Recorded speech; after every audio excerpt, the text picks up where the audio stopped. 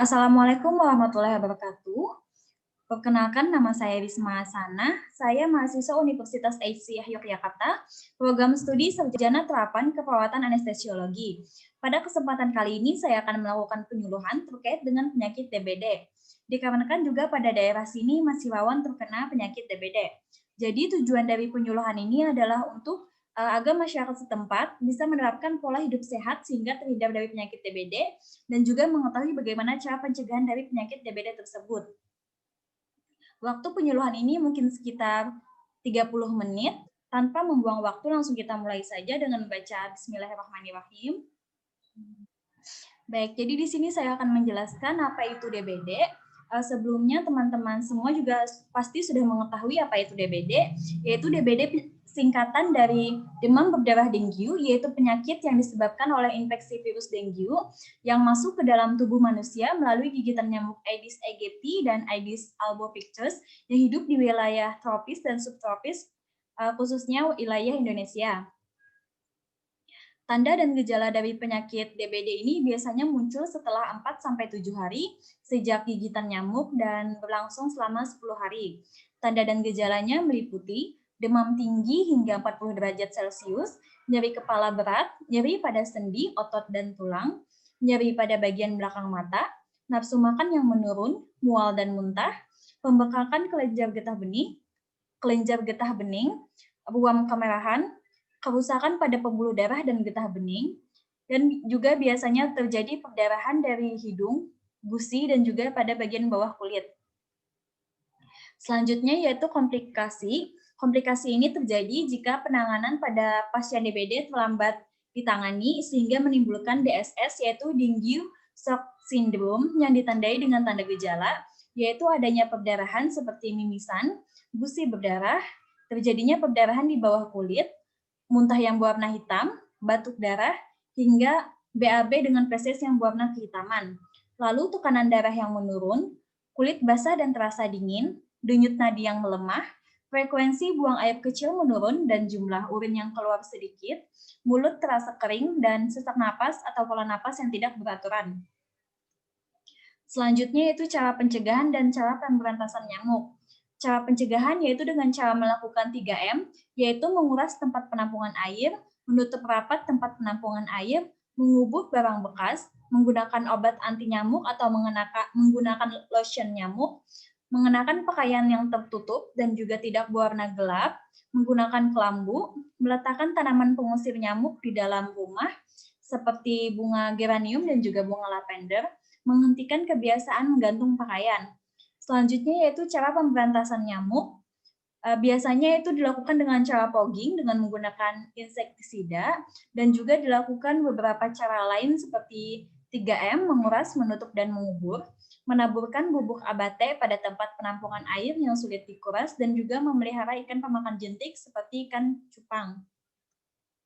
Yang selanjutnya yaitu cara pengobatan, yaitu pada anggota keluarga yang mungkin diduga mengalami penyakit DBD itu biasanya mengalami demam mungkin sekitar 3 hari, dan itu biasanya diberikan minum sebanyak-banyaknya, dan juga jika demam diberikan kompres dan juga obat penurun demam. Lalu jika demamnya juga tidak turun, segera bawa ke pelayanan kesehatan terdekat seperti puskesmas, klinik, atau rumah sakit. Dan jika memang anggota keluarga tersebut positif terkena DBD, diharapkan kepada anggota keluarga untuk melaporkan ke ketua RT atau ketua RW terdekat agar mendapatkan upaya penanggulangan seperti fogging agar tidak terjadi penyebaran DBD di wilayah tersebut. Baiklah, mungkin hanya itu yang bisa saya jelaskan. Selanjutnya saya membuka sesi tanya jawab. Teman-teman yang ingin bertanya bisa menghidupkan audionya, menyebutkan nama dan pertanyaannya. Izin untuk bertanya. Iya, silakan. Bisa disebutkan namanya. Ya, Assalamualaikum warahmatullahi wabarakatuh. Perkenalkan, nama saya Rania Nurpiani. Di sini saya ingin bertanya, apa saja yang menyebabkan terjadinya demam berdarah ini, dan kemudian sebutkan tanda dan gejalanya apabila sudah terkena demam berdarah. Terima kasih. Nah, baiklah, terima kasih atas pertanyaannya. Saya ulang kembali, apakah benar pertanyaannya tadi yaitu penyebab dari DBD tersebut dan bagaimana tanda dan gejalanya? Ya, benar. Oke, baiklah, langsung saya jawab saja pertanyaan dari Rania Noviani, yaitu penyebab dan juga tanda gejala DBD itu secara langsung ya. Jadi penyebab dari DBD tersebut adalah dari infeksi virus dengue yang disebabkan oleh gigitan nyamuk Aedes aegypti atau Aedes albopictus yang masuk ke dalam tubuh manusia, sehingga menimbulkan tanda dan gejala yaitu demam hingga 40 derajat Celcius, rasa nyeri di bagian kepala, otot, sendi, tulang hingga belakang mata, lalu juga nafsu makan yang menurun, rasa mual dan muntah, terjadinya juga pembengkakan pada kelenjar getah bening, dan biasanya juga terjadi ruam kemerahan, lalu juga bisa terjadi perdarahan seperti mimisan atau mungkin di gusi dan juga biasanya pada bagian bawah kulit. Mungkin itu jawaban dari saya, apakah ada yang ingin diklarifikasi? Tidak ada, mungkin sudah cukup. Oke, baiklah. Teman-teman yang lain apakah ada yang ingin bertanya? Baik, Assalamualaikum Mbak Risma. Ya, waalaikumsalam. Bisa disebutkan nama dan pertanyaannya? Perkenalkan, nama saya Niken Aprilia Permata. Di sini saya ingin bertanya mengenai cara pencegahan dan pengobatan pada penyakit DBD. Baiklah, saya ulang kembali. Jadi pertanyaannya tadi cara pencegahan dan juga cara pengobatan pada DBD, apakah betul? Ya, benar, Mbak Risma. Baiklah, langsung saya jawab saja. Jadi cara dari pencegahan DBD tersebut adalah yaitu dengan cara 3M, yaitu menguras tempat penampungan air, menutup rapat tempat penampungan air, dan juga mengubur barang bekas yang sudah digunakan. Itu adalah cara untuk juga menghindari terjadinya perkembangbiakan nyamuk dan juga jentik-jentik. Lalu juga bisa menggunakan obat nyamuk di rumah atau obat nyamuk semprot, dan juga bisa menggunakan lotion anti nyamuk, dan juga pada saat ingin keluar rumah, usahakan untuk tidak menggunakan pakaian terbuka dan juga tidak menggunakan pakaian yang berwarna gelap, karena itu juga bisa mengundang datangnya nyamuk. Dan sebaiknya pada saat sebelum ingin tidur itu menggunakan kelambu.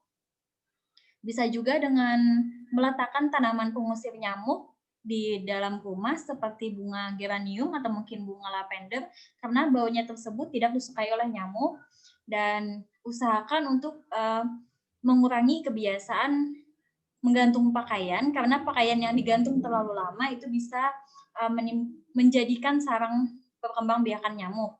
Lalu untuk cara pengobatannya, yaitu untuk anggota keluarga yang mungkin diduga mengalami DBD itu biasanya mengalami demam hingga 3 hari, itu kan biasanya sudah diberikan obat penurun demam ataupun kompres, tetapi demamnya juga tidak turun, itu bisa langsung dibawa ke rumah sakit atau mungkin puskesmas atau klinik terdekat untuk mendapatkan penanganan lebih lanjut. Dan apabila memang positif terkena DBD, jadi anggota keluarga diharapkan untuk segera melaporkan ke ketua RT atau ketua RW untuk mendapatkan penanggulangan seperti fogging untuk mencegah penyebaran dan perkembangbiakan nyamuk DBD atau nyamuk Aedes aegypti penyebab DBD tersebut di sekitar rumah. Mungkin itu jawaban dari saya. Apakah ada yang ingin diklarifikasi kembali? Tidak ada, Mbak Risma. Terima kasih atas penjelasannya, cukup jelas. Oke, baiklah. Untuk teman-teman yang lain, apakah ada yang ingin bertanya?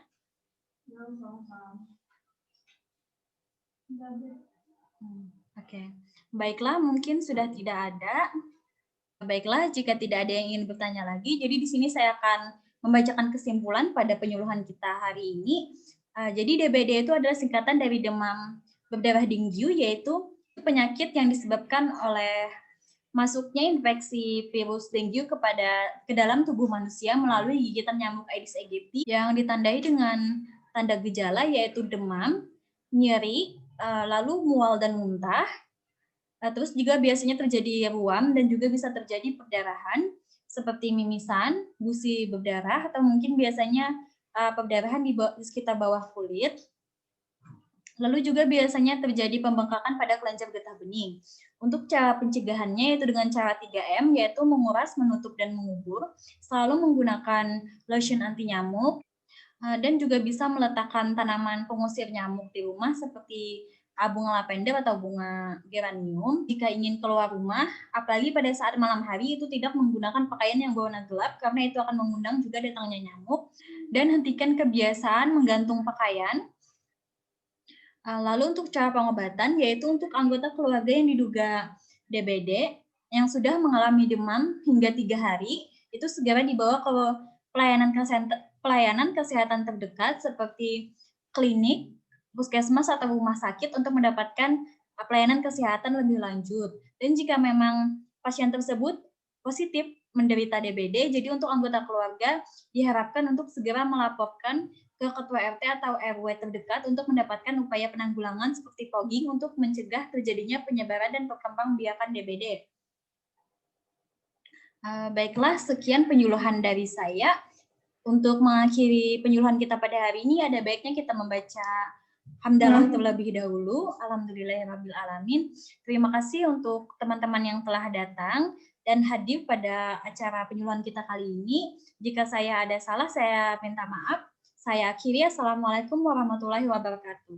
Waalaikumsalam warahmatullahi wabarakatuh.